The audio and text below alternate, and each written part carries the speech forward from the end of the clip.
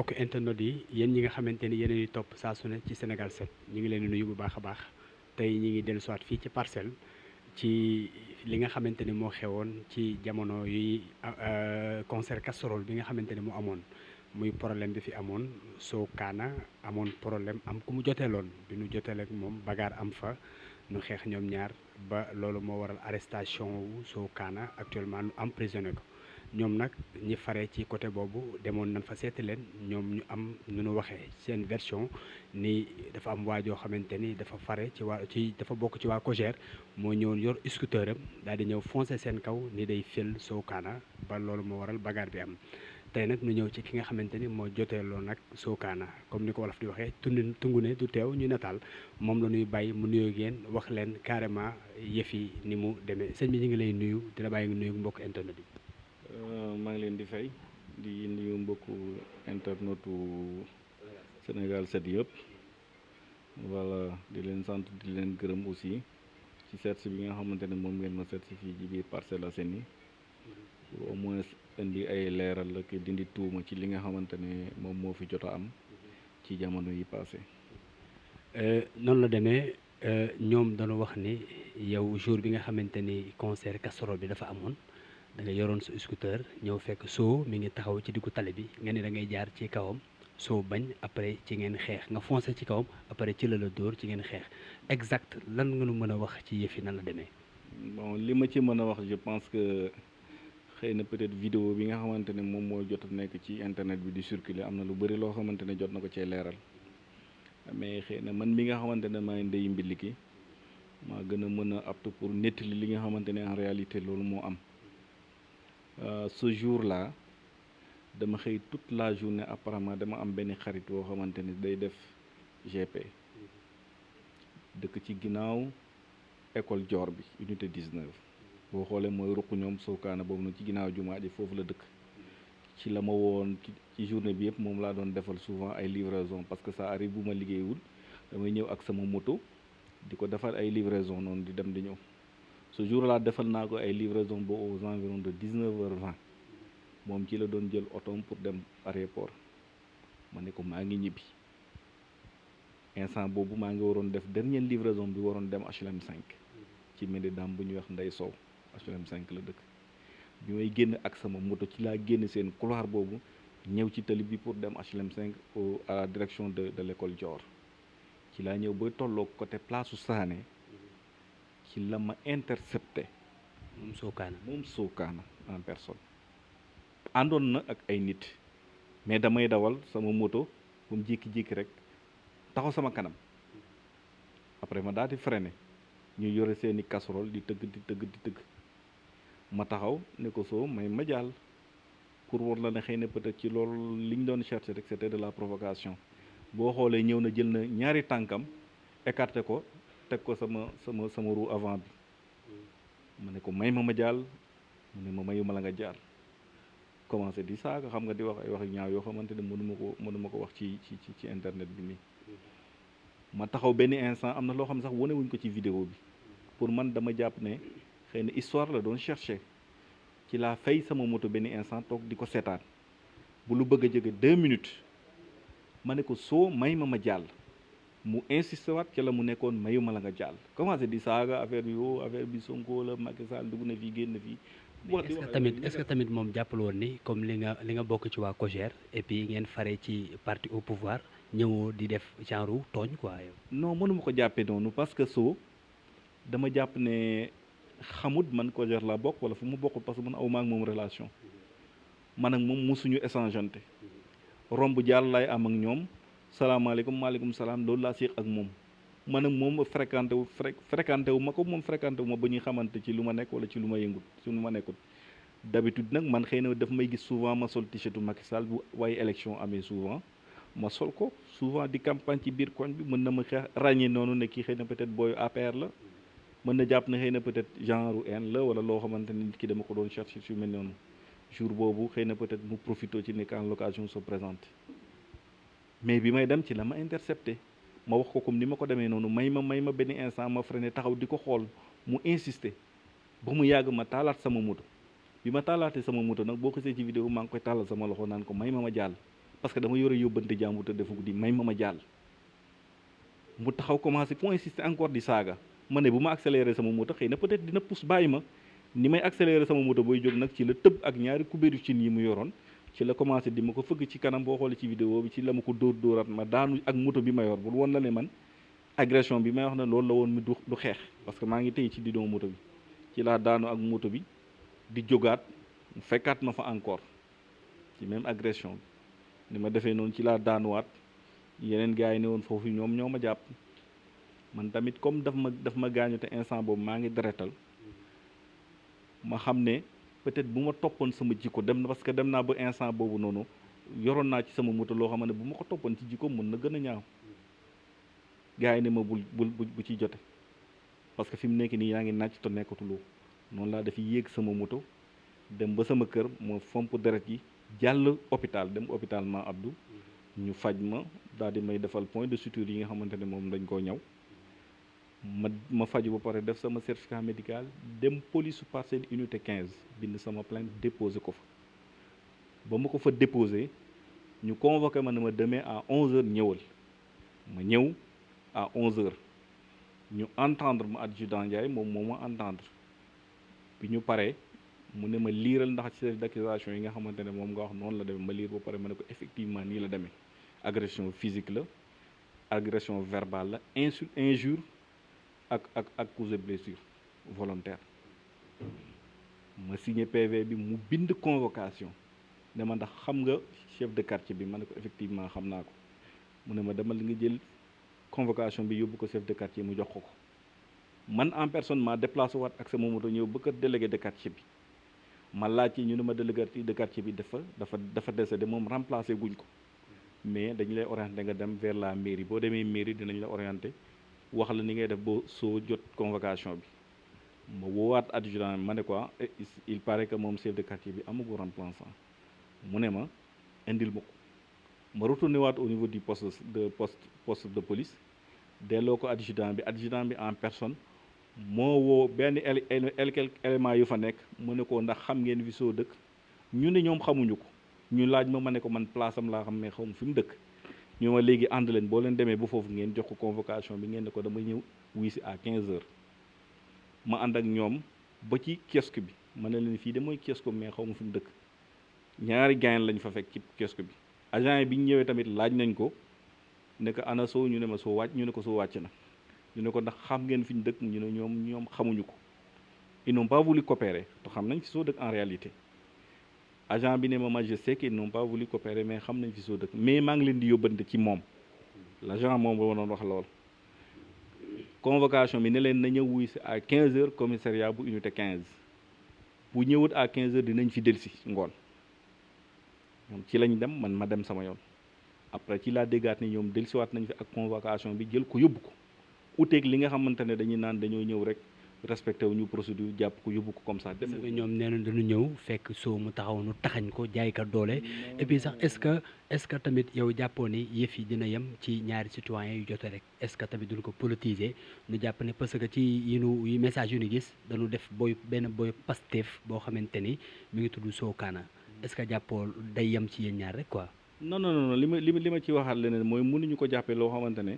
respecté ñu procédure c'est pas comme ça ni ma la waxee nii noonu la demee. Les agents en question respecté nañ procédure bi à la lettre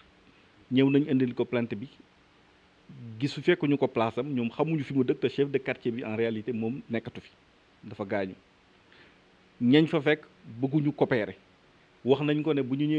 fi ñëwee wax lañ ko dañuy uy si xëy na wuyu siwul ñoom dellusiwaat nañ fekk seen convocation dem nañ yóbbu ko noonu la demee par rapport ak aspect politique bi ñu ci wax tamit bi affaire bi amee apparemment man def naa li may def ba pratiquement ba mu def 2 jours tax daanaka kenn yëgu ñoom bi ñu ko yëg moom bi ñu jàppee Sokana yóbbu ko ci lañ commencé au moins di def seeni système de politisation affaire bi mu amee ñoom ñi nga xamante ñoo dëkk sa koñ ba waa ASC beeg ay jeunes yi fa nekk njëkk na ñëw seet si ma ci ngoon bi ñëw ñaan si ma ci njëkk ak teraanga ma ne leen man daf ma gaañ te lim ma gaañ def naa li ma def ba pare te fi mu nekk nii li ci des damay bàyyi yoon mu def liggéeyam. mais ñoom nee nañu yow waxoon nga da ngay retirer plainte bi donc dem nga ba à la fin nga defaat loolu moo leen di wan ni affaire bi dañ ko politiser quoi. non non non demeewut noonu musuma leen wax ne damay retirer plainte ba ñu ñëwee dañu wax ba pare ma ne leen dégg naa leen gaañ na ma def naa li may def ba pare maa ngi bàyyi yoon mu def liggéeyam comme ça bu ëllëgee yu mel nii dootu ko def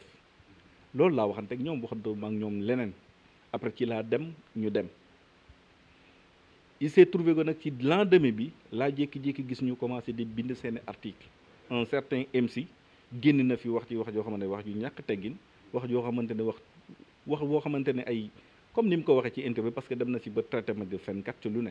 ci loo xamante ne li mu wax dara amu ci que des mensonges la ci raconté soi-disant ne mooy adjoint au maire la nekkoon mairie nee na mairie lañ ko wooy ku nekk mairie nan la mën a def ba xam li nga xamante ne moo xew à l'unité ci tali unité 19 bay ñëw di nettali di raconté ay contre nee na moom mairie lañ ko wooye mu ñëw fekk na police ñëw bay sànni lacrymogène ci koñ bi fi mu xewee. c'est pas vrai police fi mu doon sànni lacrymogène bi station Dior la ñoom fi ñuy def seen regroupement yi affaire casserole yi noonu foofu la police ñëw rassemblement bi ñu doon def noonu moo foofu loolu la police tas mais police fi sana yegsiwul sax fi nga xamante ne fa lañ jotee man ak Sokana campagne de désinformation ak système de politisation affaire bi moom lañ ci def te loolu waroon a am bi mu amee man pour bañ rek ñu wax ne ay affaire politique la moo taxoon man impliqué wu ma ci kenn non ki nga xamante ne au moins moo yore suñu coordination COJER affaire bi dem na ba am 3 jours yëgu ko après ci la ma woo mu ne ma affaire boobu nan la mën a demee noonu te ñun yëguñu ko ma ne ko man li ma doon bañ ma informer leen ci loolu noonu ngeen wax ci ñu jàpp ne politique la te alors que mbir mi affaire ñaari doomi aadama yu jote la loolu moo tax waxuma leen ko loolu moo tax depuis lors aussi buñ ma ci bëggee wax ma ne bëgguma cee wax comme mbir yoon la nañu bàyyi yoon mu def liggéeyam mais ñoom dañ cee bëgg profité def ay affaire système de récupération politique di ci fen di ci wax naka sutul noonu ñu baal ma ci baat yi parce que li mu ci raconté yëpp naan ay nervi lañ ko envoyé man sama jëmu bopp man lay wax ne ay nervi la man lay considérer comme étant un nervi. ba léegi ñi ngi toog ak ki nga xamante ni mooy coordonnateur bu COJER moom mi nga xamante ni moo jiitee ñi fare ci wàllu COJER di leen coordonné nu fas yéene ànd ak moom waxtaan ak moom ci li nga xamante ni moo xew bërki démb ci concert casserole bi amoon bagarre amoon fa diggante Sokana ak ki nga xamante ni ci moom la bokk sëñ bi ñu ngi lay nuyu. waaw ñu ngi leen di sant bu baax a baax waa Sénégal 7 ñu ngi leen di dal. tur bi naka la vraiment man maa ngi tudd Moustapha Sissoko nekk coordonnateur COJER bu Parcelles Assainies maanaam jiite ndaw APR yi nekk Parcelles Assainies. Moustapha nga gis li nga xamante ni moo xewoon keroog ci concert casserole bi amoon diggante Sokana ak kenn koo xamante ne dafa fare ci yow mu bagaar am fa xeex am fa ba plainte am ci ba nu emprisonné ci kenn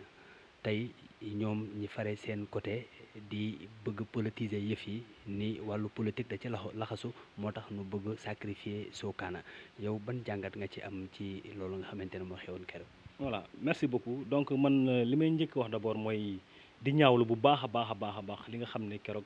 amoon na fii ci Parcelles Assainies diggante ku ñu wax Sokana Diatta ak Bassirou Faye yi nga xam ne membre COJER la te Sokana nekk Yewwi Askan il faut aussi gars yi wax li nga xam ne si nga nit boo faree fenn. non mais soo nekkul Yewwi soo nee noonu activiste la. maa ngi ñëw si nga nit boo faree fenn da ngay assumer ne man fii laa faral ak nu mu mënta doon da ngay assumer. soo dafa faral waa Yewwi Askan parce que ñoom la votel ñoom lay accompagner ñoom la àndal fii ci Parcelles Assainies. mais loolu tamit est-ce que am nga ci confirmation. mun na ko mais ñun am nañ ci confirmation parce que ñun parcelle lañ dëkk xam nañ lépp nañu assumer comme ñun ni ñu assumer ne président Macky Sall mooy suñu leader moo baax ci Sénégal te moo jig ci Sénégal ñoom loolu la ñu war a gëm ne ku ñu àndale moom lañu àndal cas bu am ni nag c'est vraiment désolant parce que mënuñu woon nangu politique muy am ay violence surtout fii ci Parcelles Assainies te boo xoolee violence bu am ci politique bi ci Sénégal au-delà même des parcelles waa Pastef la waa Yewwi Askan la genre politique bi ñoom ñoo fi andi Sénégal parce que man je peux pas comprendre un citoyen bu dëkk Parcelles Assainies ñu dox ay soxlaawam ngeen koy intercepter ci yoon bi di ko dóor ay casserole ba ngeen koy gaañ te pour vous dire que ni ñoom infraction bu ñu njëkk def ñoom nee noonu sawaay moo jël mbotoom foncé seen kaw tamit aussi ñëw seen koñ. xam nga infraction bu ñu njëkk def waa ji ñëwul seen koñ waa ji koñoom la nekk. Bassirou Faye il habite au HLM Grand Médine waa ji koñoom la nekk wax na ko fi léegi dafa doon dem benn livraison au HLM 5 la doon dem xam nga HLM 6 la doon dem benn livraison ñi kar ko ci yoon bi ñëpp gis nañu vidéo bi Sokana dafa écarter ses jambes pour que waa ji bañ a jàll waa ji sax wax na ne dem na ba fay moton bi ba 2 minutes di insister ne ko mayo ma jàll waa ji commencé di ko saaga bu mu ko saagee moom it dañ ko yóndi ci la yàkkamti taal motom pour kii Sokana ñëpp gis nañ réaction bi daf ko dóor ay kubéeru cin ba toj R4 bi ba gaañ ko te pour vous dire encore une fois gis nga politique fii Parcelles Assainies ñu ngi leen di avertir waa Yewwi Askan ñun waa APR wala waa Benno Bokk Yaakaar nous ne sommes pas violents loolu ñëpp xam nañ ko mais bu ñu pousse ci ay violence parce que bu ñu poussé ci ay violence li dal Sokana moo leen dal parce que ñun dañoo respecter loi ak charte réew mi Sokana aujourd'hui la preuve en est que def na lu ñuy def ba pare mais fu mu nekk mu ngi koy regretter sa famille ñu ngi koy regretter ñu muy àndal ñu ngi koy regretter la preuve ils se sont déplacés ils ont constitué des délégations pour ñëw ci Bassirou Faye pour mu jéggal leen donc boo xamee ne ci foofu ngay mujjee donc bu commencé ci ay violence fii Parcelles Assainies man li ma gëm mooy ñoo bokk ndey bokk baay ku nekk mun nga am fi nga far y a pas de souci parce que nous sommes en démocratie mais bu mu ànd ak violence nañu bàyyi seen saaga yi nañu bàyyi seen dóoraate yi te loolu jëmul réew kanam li jëmee réew kanam mooy son excellence le président Sénégal ñun loolu moo ñu ñor mais ay violence ay saagante loolu ñoruñu Sokana encore une fois fu mu nekk nii mais ñun neexuñu parce que un jeune comme nous kenn yéene ko mais aujourd'hui encore une fois li ngay waxee est-ce que doo dëggal li gars yi di wax affaire bi da ngeen ko bëgg a politiser xam nga bu ko defee chargé ko ay affaire dossier bi gën a kii tamit loolu est-ce que tamit xalaatoo non vous savez duñu ko chargé xam nga moom bu génnaatee prison dafa war a xool àndandoom ñu muy àndal parce que ñu muy àndal ñoom ñoo ko dugal ci lu mu nekk nii ñu muy àndal àndandoom ñoom ñoo ko dugal parce que man je peux pas comprendre yéen seeni xarit ku mel ni Sokana def li mel nii au lieu que yéen ngeen dem d'abord le premier jour wala bi ngeen déggee information bi ngeen dem ci Bassirou Faye ñaan ko njëkk ak teranga pour mu jéggal Sokana parce que yéen ñëpp xam nañ ne Sokana moo tooñ Bassirou mais ils l'ont pas fait. mais MC nee na ñëw na ci Bassirou ba Bassirou promettre que ni ko dina retirer plainte bi. xam nga MC man ce gars là il m'a déçu mais je le comprends aussi parce que il est comme ça ce gars là man je peux pas comprendre yow nga nekk mairie ba ci lu moo est-ce que mairie la nekkoon sax nga ne yow da nga dégg information bi rek nga ñëw te bu mu ñëwee yéen a ko interview moom dafa mel ni dafa fekkee chaîne bi dafa mel ni daf ko fekkee il a raconté des histoires à dormir debout il a raconté sa vie ba pare gën a dugal Sokana est-ce que xam nga affaire bi ñoom ñoo ko politiser waaye Yewwi Askan bi bu Parcelles Assainies ñoom ñoo gën a dugal Sokana ba aujourd'hui moom bu mu def interview ak yéen ba pare ci la soog a ñëw def délégation ñëw ci Bassirou fekk moom amul lu mu yekkul Bassirou xam nga moom amul jom sax moom bu amoon kersa tuuti ak lépp lu mu yekkal Bassirou Faye démb ci guddi du doon def délégation di ñëw jooyee fii pour Bassirou Faye jéggalu pour Bassirou Faye jéggalu Sokana ils doivent arrêter gis nga seen cinéma yi ils doivent arrêter parce que ça ne passera pas et ça ne s'est jamais passé parce que ñun Parcelles Assainies MC moo ñëwoon di jooy. MC moo ñëwoon fii di jooy ak ànd ak benn délégation noonu laa ko mën a waxee te moom moo doon chargé Bassirou Faye wax ko lu nekk ci seen antenne bii yaa fi ñëwoon non dégg nga lu ma waxoon ci Bassirou mu ne Bassirou day wax lu dul dégg Bassirou dugg na di génn na nii te ba pare moom démb ci guddi moo ñëwaat ci Bassirou di ko saraxu ils doivent arrêter gis nga bu ñu jàkkaarloo caméra yi di wax des histoires di raconter seen vie pour nit ñi pour am benn buzz wala pour am benn crédibilité te boo jàkkaarloo kooku nga mel ni yaa doon wax ci presse bi et c'est décevant man je peux pas comprendre li ma gëm mooy gis nga politique fii Parcelles Assainies Benno Bokk Yaakaar moo fi ne fii Parcelles Assainies élection bu ñu mënta dem Benno Bokk Yaakaar dafa gagné ces élections sauf les élections locales te ñëpp xam nañ ne lu tax Benno Bokk Yaakaar gagnéwul ces élections locales donc pour vous dire que fii le président de la République Macky Sall lu mu def Parcelles Assainies amul benn président de la République bu ko def ci 10 ans yi aujourd'hui ces jeunes là qui étaient là hier fan la ñuy fubalee tey stade municipal waa Parcelles ñaata at lañ ko jooy mënuñu ko am président Macky Sall la ñëw defaral ñu ko Sokana fan lañ ko téye deuxième commissariat bi fii c'est parce que bu amuloon deuxième commissariat bi Sokana sax acte de violence bi mu def nii sax mun nañu ko bañ a jàpp c'est parce que nous avons benn deuxième commissariat bi nga xam ne c'est en fait ces policiers là yi veillent à la sécurité des populations donc moo war a lii donc Parcelles Assainies ñun dañoo war a sant Macky Sall gërëm ko te la jeunesse des Parcelles Assainies dama leen di ñaan nañu bàyyi violence nañu bàyyi ay waxante lu ñaaw nañu bàyyi ay saagante parce que loolu mooy politique ay débat d'idées la ak ay argument ñun loolu lañ xam nous sommes dans ça mais nous ne sommes pas vraiment ci ay violence ci ay saagante encore une fois pour vous dire que léegi bu mu amee ñoom ñu naan ay gars dañu ko politiser mais ñun nos responsables ñu fi nekk mais tey aujourd'hui Bassirou Faye mais le ministre d'État Mbaye Ndiaye moo ko woo téléphone mu ne ko yéen waa Parcelles Assainies ndaw ñu fa nekk man maa leen njaboot demal nga désister Bassirou aujourd'hui dem nañ tribunal pour mu désister c'est parce que autorité APR ñoo ci jàpp ñoom ñëw nañu boo gisee duñu leen nangul xam lu tax parce que émission lu mu wax la mais suñu kilifa bu ñu ñaanee ku mel ne le ministre Mbaye Ndiaye ak ñeneen ak ñeneen dañuy bàyyi Bassirou a désisté aujourd'hui parce que Sokana fu mu nekk ni yéenewuñu ko nous sommes des jeunes mais encore une fois lii leçon la pour toute la jeunesse sénégalaise nañu bàyyi fi def violence yi politique c'est pas important te ñii tax ngay def violence ñooñu bu ñu la tëjee kaso doo leen gis la preuve Ousmane Sonko keroog doomam dafa génn rek di tëgg casserole garde ko lan lañ ko def dañ ko dugal ci biir waroo tëgg casserole parce que yow gars yi waruñu laa xàmmee di làkku seeni doom di bàyyi doomi jàmbur yi ñii traîner ci yoon bi mais la preuve aujourd'hui Sokana Bassirou bu décisionnoon tey bu ñu ko tëjoon moom mooy perte ñoom Ousmane Sonko ils vont même pas mettre leur pied ci foofu tribunal pour dem assister ko duñu ko jëlal sa avocat. mais bul boole yu bokkul. Sokana activiste la du bokkul Pastef du bokkul Yewwi ah. dama ne maa ko wax Sénégal fii 99% des activistes Pastef lañ bokk maa ko wax xoolal Guy Marius Sagna ñëpp les gens disaient que Guy Marius Sagna activiste la bokkul Pastef aujourd'hui fu mu nekk Barthélémy Dias jël ko mairie bu Dakar te dëkkul Dakar la preuve demul nekk candidat pour les députations à Ziguinchor non ils doivent arrêter gis nga bu ñu bëggee am ay promotion wala am buzz dañuy ànd ak ay partis politiques nañ ko assumer nañu bàyyi activistes yi ñuy def seen activiste xam nañ leen bàyyi ñi nga xam ne c'est des politiques nañu assumer ñoom c'est des politiques yow Sokana man mii kenn waxuma ko benn jour man dama doon romb ak benn kilifa may dégg muy wax ay militants yi foofu ci Joola mu leen naan ay affaire edu tabaski mairie Parcelles Assainies ñoo nekk mairie bu Parcelles Assainies moom muy ko wax Joola ma dégg ko muy wax affaire edu tabaski mairie Parcelles Assainies activiste dina wax lool ils doivent arrêter mon frère. aide moom amul ay activistes amul lépp. c'est parce que dañoo am ay relation ak gars yi ñun lépp fii la ñuy fekk ils doivent arrêter te encore une fois ñun lu ñuy wax mooy élection yi di ñëw élection législative par A ou par B dina am te Benno Bokk Yaakaar va gagner ces élections aux parcelles et au niveau national loolooy dëgg parce que les Sénégalais sont avec le président de la République. mais ñi nga xamante ne ñi ngi jàpp ndax dina am ak du am ndax am na ay kilifa yu ñaan mu bañ a am ndax réew mi am apaisement gis nga li ci xew tey tribunal ak ñi nu teew ak yooyu loolu tamit aussi est-ce que dina dëggal li nga wax nii. non attends ban kilifa moo ñaan d'abord xam nga dafa am kilifa dafa am ñaari façon kilifa parce que ñi nekk ci opposition ñoom duñu ay kilifa opposition bi l'opposition sénégalaise ñoom duñu ay kilifa ñoom bu leen arrangé baax na bu leen arrangé wul baaxul ñoom même suñu institution suñu lépp magistrat yi procureur yi conseil constitutionnel bu leen arrangé baax na ñëpp gis nañu fi Ousmane Sonko bu ñu retiré seen liste bi moom moo njëkk a def publication ci Facebook mais après fu mu mujjee bu xamee ne affaire arrangé wu ko mais il a appelé à la résistance ñaata mort moo am mais 3 morts te Ousmane Sonko il est responsable parce que moom moo woote à la résistance gis nga fii Sénégal il faut que ñu waxante ñu waxante ay dëgg il faut que gars yi xam ne gis nga politique li yëpp day jeex